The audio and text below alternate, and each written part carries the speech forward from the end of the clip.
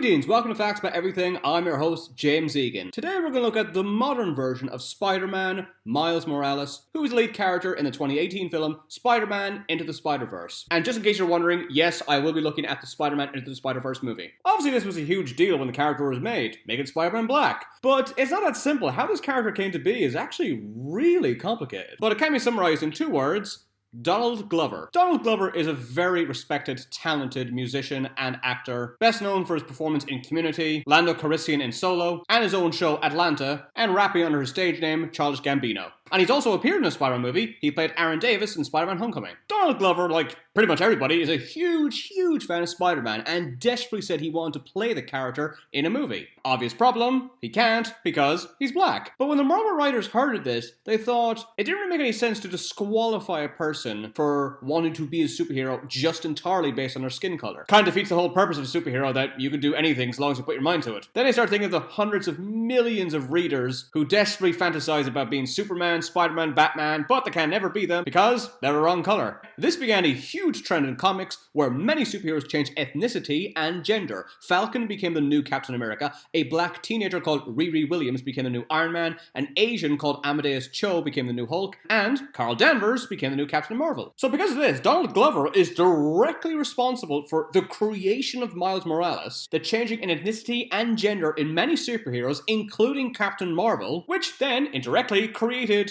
probably the best Spider-Man film ever made. So we owe all of that thanks to Donald Glover, who just can't stop being amazing. And as a thank you, did he get the chance to play Spider-Man in the end?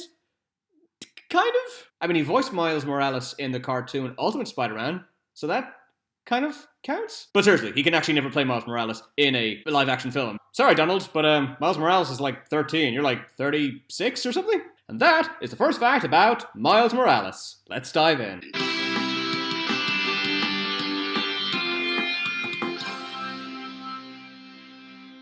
Miles Morales debuted in Ultimate Comics Fallout number 4 in 2011. Peter Parker died in the famous story The Death of Spider-Man while battling the Green Goblin. After Peter Parker's death, Miles Morales became the new Spider-Man. Although Miles Morales is often simplified as the Black Spider-Man, he's actually half African-American and half Puerto Rican. Peter Parker obtained his spider powers from a genetically altered arachnid in Norman Osborn's facility, Oscorp. A criminal called Aaron Davis believed he could make a fortune by selling one of these genetically altered spiders and stole one from the facility. While he left the spider in his apartment, it broke out of his container and bit Aaron's nephew, Miles, giving him similar powers to Peter Parker. Miles absolutely adored his Uncle Aaron and saw him as the coolest person in the world. It broke Miles' heart to learn Aaron was a criminal. His mother, Rio, is a chief nurse at the Brooklyn University Hospital. His father, Jeff, is a police officer. Jeff used to be a S.H.I.E.L.D. agent. Both of them are aware of Miles' secret identity and fully support it. As you've seen in Spider-Man Into the Spider-Verse, Aaron Davis was a supervillain called the Prowler. He later went by the name Iron Spider. He wears an armored spider suit, which is similar to the one worn by Peter Parker in the film Avengers Infinity War. Miles Morales did not originate in the regular Marvel universe. In the year 2000, Marvel worried that their stories had become so confusing that it alienated new readers. The first time I ever read an X-Men comic, I was like, what the hell's going on? Why is Professor X able to walk? Why is Rogue evil? How come Magneto's a good guy? Why does Wolverine not have an adamantium skeleton? Why is Apocalypse a child? Everyone has that mentality because you basically have to catch up with 50 years of continuity. As a result, they rebooted their Marvel universe in the year 2000 with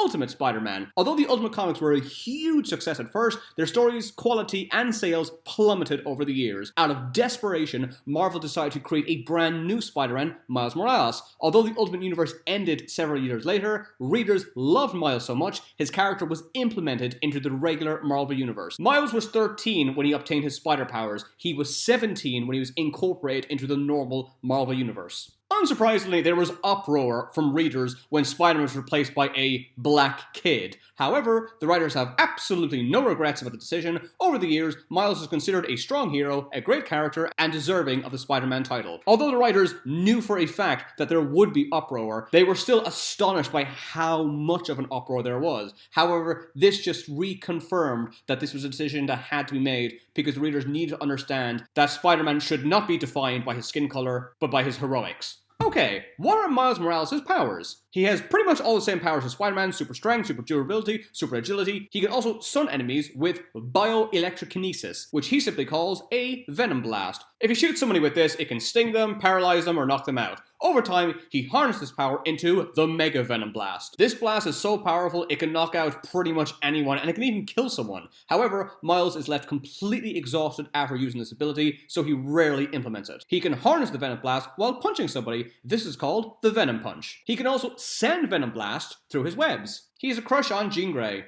Norman Osborn pointed out that Miles' powers are derived from the same Oz formula that Osborn used to become the Green Goblin.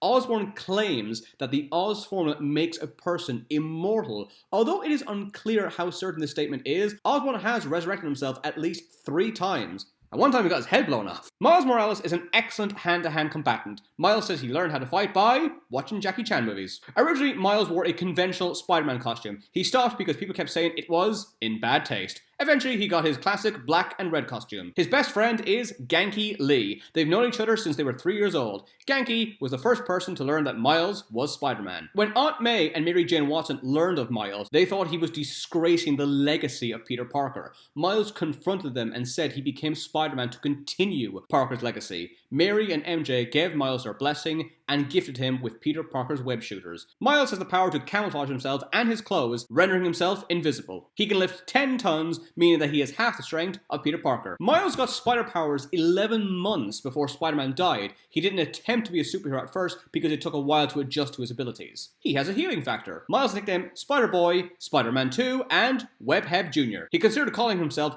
Kid Arachnid or Webman. Okay, now let's look at the 2018 film Spider-Man Into the Spider-Verse. This film was accidentally announced during the 2014 Sony hack. By the way, to this day, nobody knows who did that. The name B. Bendis appeared on Miles' phone. It was Bendis that rebooted the Marvel Universe onto Ultimate Spider-Man in the year 2000. Another person on his contact list is Sarah Pichelli, who co-created the character of Miles Morales. The name Steve Ditko appears on Jefferson Davis's phone. Steve Ditko created Spider-Man with Stan Lee. It actually says that at the end of the movie, and everybody forgets that. That guy never gets enough credit. Because the animation style is so surreal, the production had 160 animators. The dance that Spider-Man performs in the beginning is a reference to the dance Peter Parker performs in Spider-Man 3. That was in like the first minute of the movie, and I burst out laughing. If you're laughing within the first minute of a movie, that movie has succeeded. Many iconic Spider-Man costumes can be seen in Peter Parker's armory, including the Iron Spider, the stealth suit, and the suits from the 2018 video game, Spider-Man. Oscar Isaac cameos as Miguel O'Hara, better known as Spider-Man 2099, in a post-credits scene. This is not the first Marvel character that Isaac has played. He played the titular role in X-Men Apocalypse. The film was really cheap. In this day and age, every action film costs $100 million at least, but this movie only cost $90 million.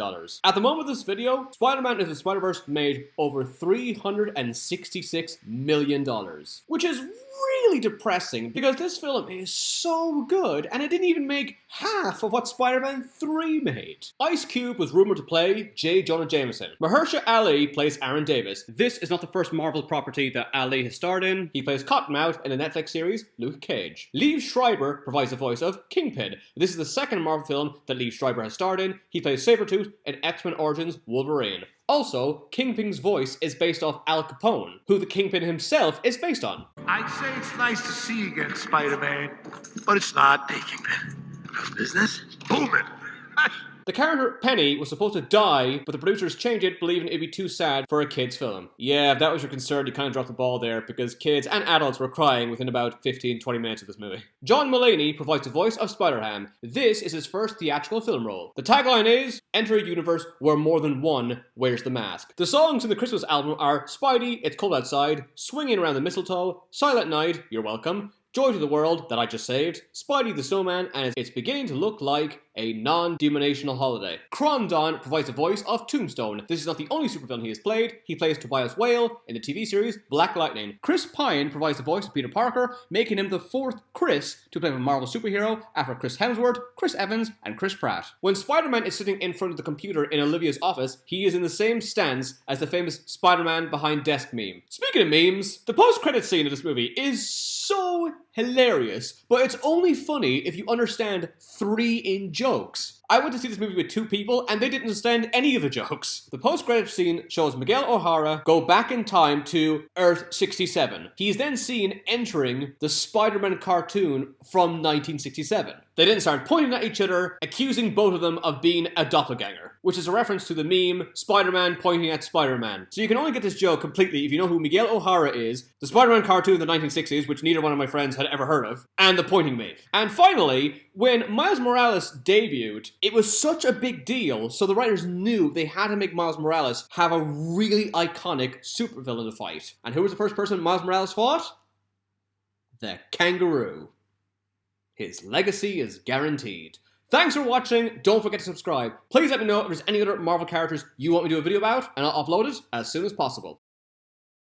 To learn more facts, check out my books. They're available on Amazon on paperback and Kindle. Thanks for watching. See you again.